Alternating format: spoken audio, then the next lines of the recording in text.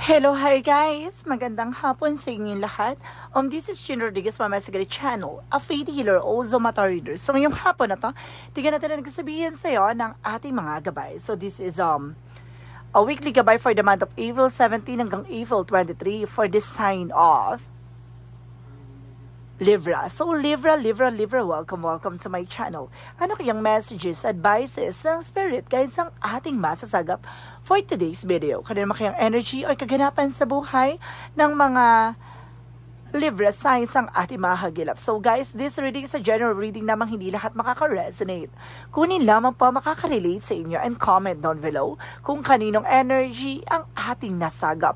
And of course, don't forget to like and subscribe my channel and hit the notification bell for more videos update. Of course, maraming salamat po sa mga walang sawang pagsuporta sa aking channel, lalo na ang hindi nag-i-skip ng ads na way pagpalain kayo ng Diyos at may kapal, siksik-liglig na guumapaw na biyayang mano balik sa inyo. So let's see guys what is the additional messages and kusan information ang gusto sabihin sa atin ng ating angel spirit for the sign of Libra.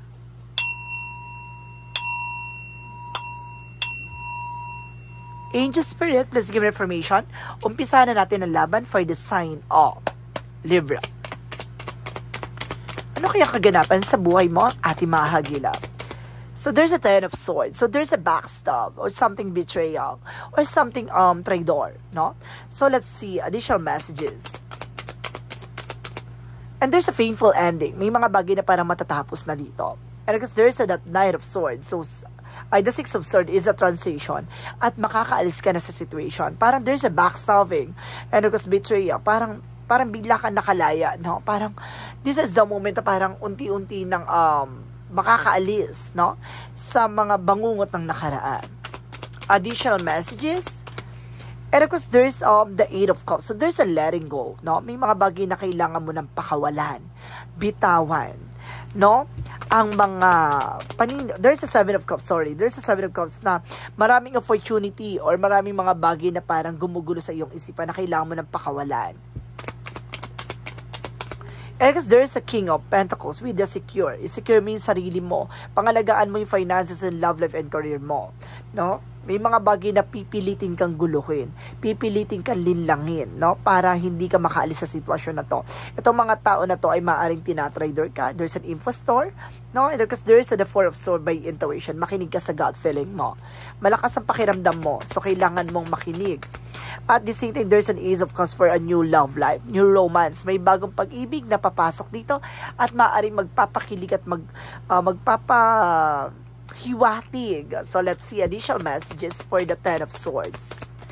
And of course, there's the Ace of Wands for a new beginning, a new plan. So dito papasok mga panibagong eksena na kailangan mo magbago ng mga plano sa buhay, no? Dahil sa mga tao sa paligid mong binabaksab ka, no? Tinatraidor ka. At talagang parang gusto nito na hindi mo matupad yung mga pangarap mo. So let's see what is the Six of Swords. And because there's a Hierophant for a lesson learned. May mga bagay na kailangan mo matutunan at kailangan mo pakakatandaan. Kailangan mo ng matuto sa mga pinagdaanan. And there's a King of Cups, so there's a devoted supportive person. May taong sumusuporta at gumagabay sa'yo dito at talagang tumutulong sa'yo. There's an ancestor, guys. Now, may mga mahal mo sa buhay na yumao na ginagabayan ka. It's either like father, lolo, tito, na gumagabay sa'yo. So, let's see what is the King of Pentacles.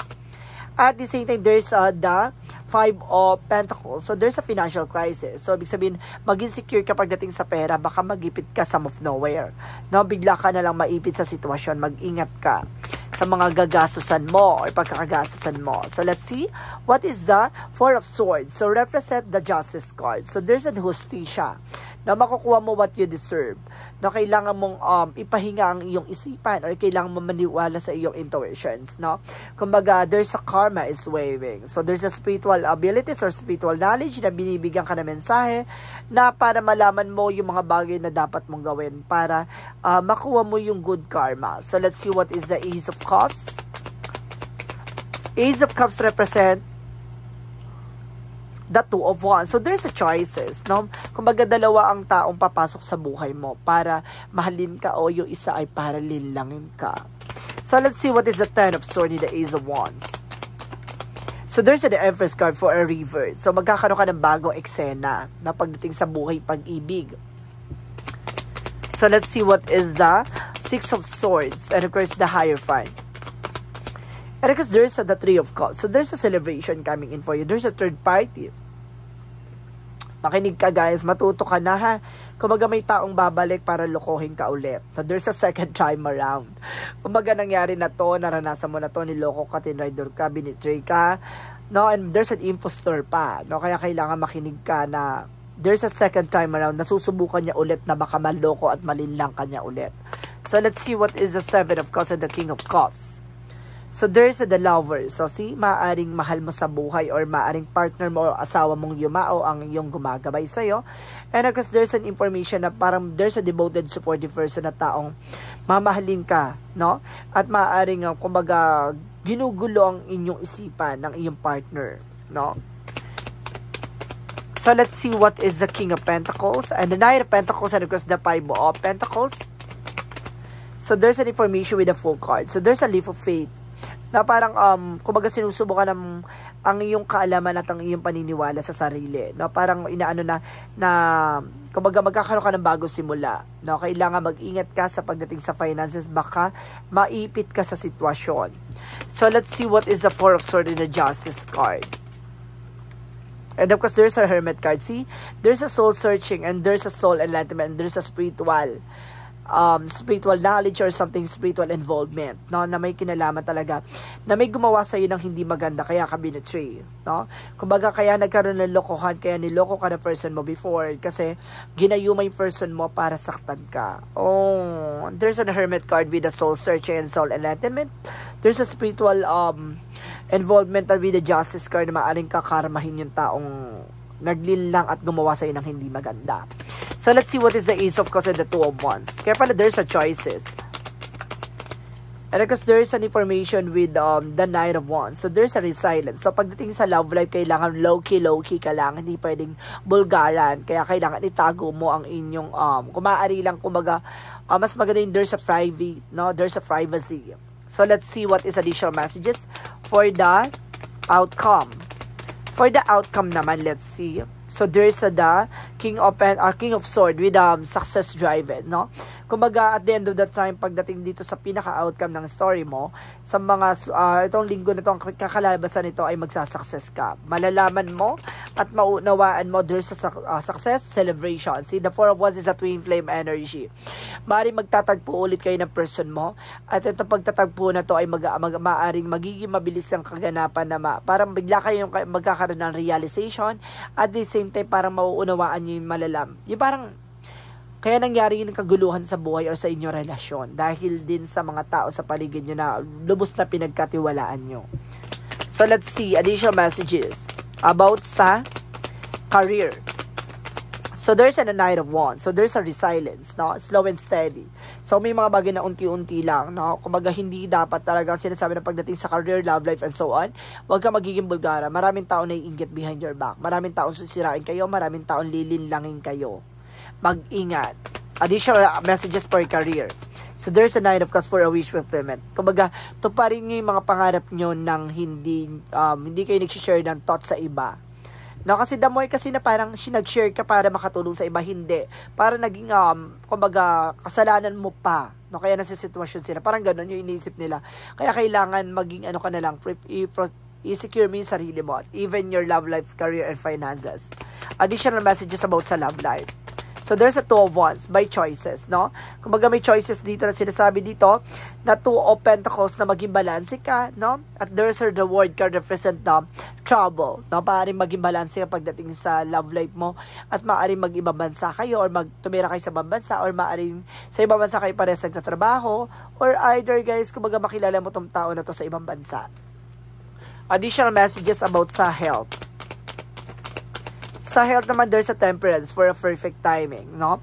And there's a healing with the Knight of Swords. So, there's a success driven. So, unti-unti nang, kumbaga, bibilis ang takbo ng eksena. At sinasabi sa'yo dito, mag-heal na ang dapat mag-heal. No? Malalaman mo na yung mga bagay na dapat mong malaman.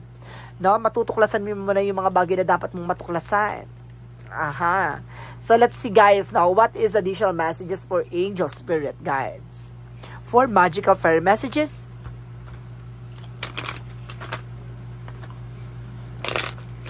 For magical fairy messages. And express your individuality. No? Ipakita mo sa sarili mo kung ano talagang kakayanan mo, kung sino ka talaga. No? Kung ano yung pagkatao mo, ipakita mo sa sarili mo. And there's a walking away na kailangan mong tumalikod sa mga bagay na alam mong hindi healthy. No, hindi mo naman kailangan patunayan sarili mo sa kanila.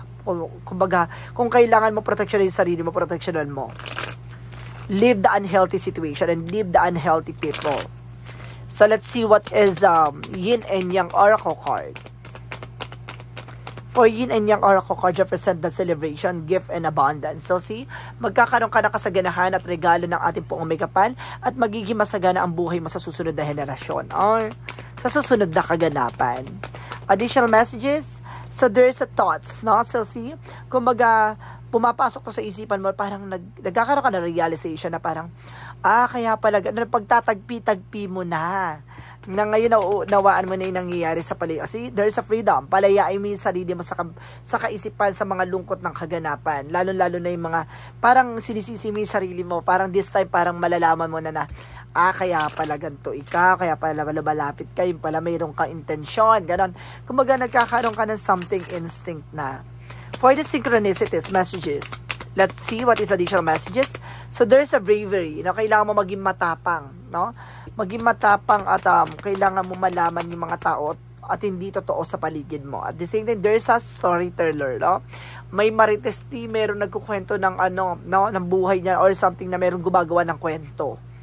And there's a fault, no? Kumbaga, wag kang mahulog sa patibong, mag-ingat ka. So let's see what is the Archangel Michael messages. And be gentle with yourself. Na kumbaga maging ka sa sarili mo. Wag mo pina-pressure yung sarili mo. Wag mong masyado sinisisi yung sarili mo. And new beginning and fresh start. Na magkaroon ng bagong simula at bagong bukas na pagkakataon. At sinasabi dito, there's a God is in charge. So ang ating Panginoon ay ginagabay at pinoproteksyonan ka. No? So let's see what is additional messages for energy. For the energy represent what? So there's for Chakra Archangel Raphael for healing. Wow. Kumbaga nandito sa Archangel Raphael for to make you heal. And of course there's an adjustment possibilities. Kailangan mo mag-adjust. May mga pinto ang magsasara at may mga pinto ang opportunity magbubukas para sa iyo. At para maunawan at malaman mo yung mga taong hanggang doon na lang yung chapter sa buhay mo, no? Hanggang doon na lang yung kwento nila, diba? Para, kumbaga, there's a leave the unhealthy situation and leave the people. Kailangan mo nang tapusin yung kaugnayan sa kanila. Kung hindi magbabago ang sistema mo, and take time to breathe out, no? Kailangan mong huminga. Kailangan mong makipag-isip. And there's a conclusion within reach, no? Tama ang hinala mo. So, let's see what is Archangel Raphael messages. Good night sleep. So, this is the moment na parang sasarap na ang tulog mo. Wala nang parang gagambala sa'yo. At the same time, there is an improving health. At unti-unti na mag-i-improve yung health mo. Wow! So, ibig sabihin talagang itong tao na to ay talaga matatanggal mo sa buhay mo. Talaga matutuklasan mo itong tao talaga yung may lihim na inggit sa'yo. Let's see what is the chakra messages. Faith. So, kailangan mo magtiwala at maniwala. And there's a perseverance. So, konting tiyaga lang, di ba? Kumbaga, konting pagtsatsaga sa mga bagay, makukuha mo rin yan at the end of the time. So, there's a prayer. No? Magdasal lang kasi lahat ng mga pinagdadasal mo ay maaaring maisakatuparan mo in the near future. So, let's see what is additional messages for angel spirit. And of course, there's a talk to your angel. So, kailangan mo kausapin ang iyong mga gabay. No, humingi ng gabay at protection, and there's a family. Kumbaga, you are being family oriented or either, kumbaga, there's a family involved, baka related sa iyo or something pamilya mo, or either kamag-anak mo yung taong sumisira sa iyo, or maaaring sarili mong pamilya, no? Mag-ingat ka lang. And of course, there is an envy. No, there is something ego or something, different challenges. Kailangan matutunan, no more drama. No, hindi mo kailangan magdrama na bakit ka niloko, bakit ka tinraidor, ganito, ganyan. pakawalan mo na lang yung sarili mo sa mga ganong eksena or sitwasyon, no? Hindi mo kailangan i-flash or i-flash yung isang bagay o hindi mo kailangan tanungin pa kung bakit ginawa to, ganyan. Kumbaga, kailangan mo na lang tanggapin na it's all about insecurities, no?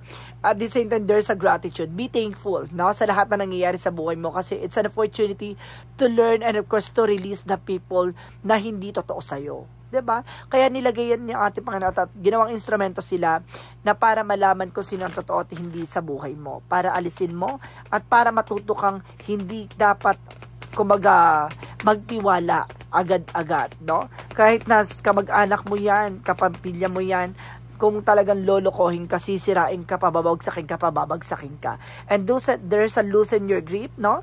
There's a something addiction and let God in. So see, maaaring kumbaga there's a greedy, no? Maaaring greedy sila sa mga bagay-bagay na gusto nilang makuha nila kung ano man ang meron ka, no? Hayaan mo ang ating Panginoon ang mag-alis ng mga tao sa paligid mo na alam niyang hindi makakatulong sa iyo at hindi ka mag-grow at hindi ka magkakaroon ng expansion. Additional messages for angel spirit. And there's a direction, there's a timing. So see, this is the perfect timing for you na unti-unti na, there's a step by step. Na kumbaga, binibigyan ka ng pagkakataon para linisin ang nasa hanay mo. And there's a release. So see, kailangan mo alisin. And there's an evolution. Ito na yung mga pagbabago magaganap sa buhay mo ngayon. So let's see what is the Jesus loving quotes. Jesus' loving quote said, watch and pray that you enter not into temptation. See, there's an information with a greedy or something temptation na kumbaga sinasabi ng ating Jesus dito na kumbaga magdasal ka at tignan mo, pagmasdan mo na mailayo ka sa tukso at hindi magandang sitwasyon. So see, kumbaga nandito sa ating Jesus na parang may paalala at may mga bagay na inaalis ka talaga niya na parang hindi ka mapasama. So angels answer, give me information. See? So, get more information. Kilalanin at alamin mo yung mga bagay-bagay bago ka magdesisyon. No, and of course, there's an it's up to you. No, nasa sayo yan. Ikaw yung gagawa ng bagay na ikabubuti at ikasasama mo.